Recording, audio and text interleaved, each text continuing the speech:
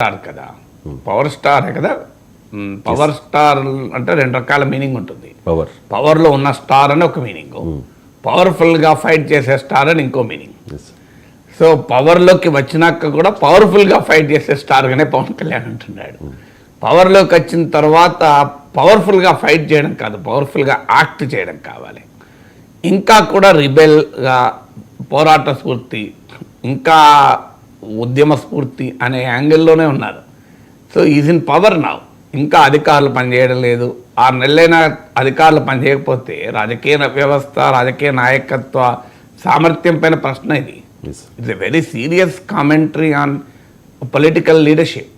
అంటే ఒకవేళ తమ వైఫల్యాల నుంచి ప్రజల దృష్టిని మళ్లించడానికి పదే పదే అధికారులపైనకి నెట్టివేయడం అన్నా కావాలి, లేదా అధికారులను పాలించలేని అసమర్థతన కావాలి.